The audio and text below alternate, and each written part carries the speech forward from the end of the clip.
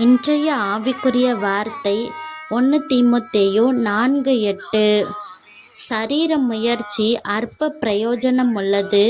தேவ பக்தியானது இந்த ஜீவனுக்கும் இதற்கு பின்வரும் ஜீவனுக்கும் வாக்குத்தத்தம் உள்ளதாகையால் எல்லாவற்றிலும் பிரயோஜனமுள்ளது.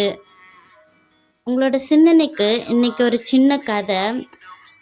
பவுல் தன்னோட சீஷனாகிய தீமோத்தேயுவுக்கு ஒரு லெட்டர் எழுதுறாரு.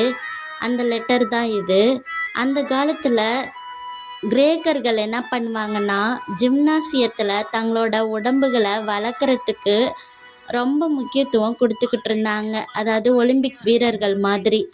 இந்த சமயத்தில் பவுல் சொல்கிறாரு, நீங்கள் ஜிம்முக்கு போகிறது தப்பு இல்லை, உங்களோட உடம்பு ஆரோக்கியமாக வச்சுக்கிறதும் தப்பு இல்லை, நல்லது தான். ஆனால் நீங்கள் அதில் மட்டுமே கான்சென்ட்ரேட் பண்ணுறது போதாது. சரீர முயற்சி ஈக்குவல்ஸ் ஜிம் ஸ்போர்ட்ஸ் அப்படின்னு வச்சோன்னா கொஞ்ச காலத்துக்கு ஆரோக்கியம் கிடைக்கும், பேர் கிடைக்கும், அழகு கிடைக்கும், புகழ் கிடைக்கும். ஆனால் நம்மளுக்கு 70 வயது ஆன உடனே அது எல்லாமே போயிடும். ஆனால் தேவ பக்தி ஈக்குவல்ஸ் ஸ்பிரிச்சுவல் ஜிம் எப்படி இருக்கும் தெரியுமா? ஜபம், வேத வாசிப்பு, கீழ்ப்படிதல், மன்னிப்பு, அன்பு இதெல்லாம் கிடைக்கும். இதெல்லாம் இருந்தால் என்ன நடக்கும் தெரியுமா? முதல்ல சமாதானம் இருக்கும், ஞானமாக இருப்போம், சரியான முடிவுகளை எடுக்க முடியும், பயமில்லாத வாழ்க்கை கிடைக்கும். அப்புறம் என்ன கிடைக்கும் தெரியுமா?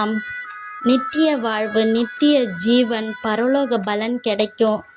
இதை ஒட்டுன ஒரு சின்ன உவமை கதை பார்க்கலாமா? ஒரு ஊரில் 2 பேர் இருந்தாங்க. ஒருத்தர் குமரன், இன்னொருத்தர் சாமுவேலு. குமரன் தினமும் 4 மணி நேரம் ஜிம்முக்கு போனார். 6 பேக்கில் வச்சுருந்தார், பெரிய பெரிய மசில்ஸ் எல்லாம் வச்சுருந்தார். அவரை பார்த்து அந்த ஊரில் இருக்கவங்க எல்லாருமே பாராட்டினாங்க. ஆனால் அவருக்கு கோபம் வந்தால் பயங்கரமாக கத்துவார், பொய் சொல்லுவார், பண ஆசை இருந்துச்சு.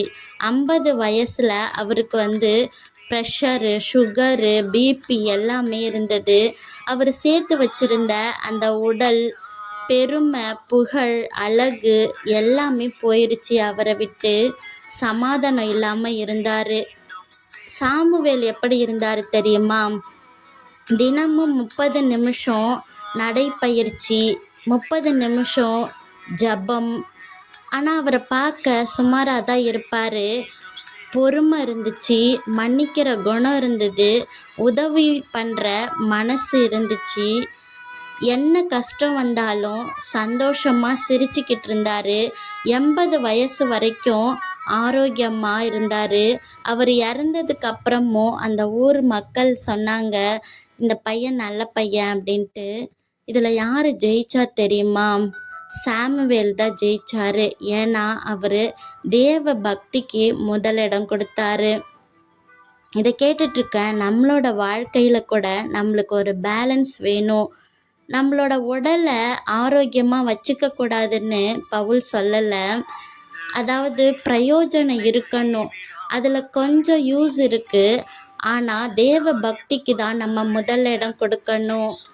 ஒருத்தர் 1 மணி நேரம் ஜிம்மில் டைம் ஸ்பெண்ட் பண்ணுறாரு, 60 வயசான உடனே ஆரோக்கியமாகவும் இருக்கார்.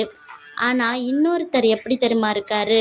1 மணி நேரம் ஜபம் பண்ணுறாரு, அவருக்கு நித்திய வாழ்க்கை கிடைக்கிது. இதில் நம்ம எதில் இன்வெஸ்ட் பண்ண போகிறோம்?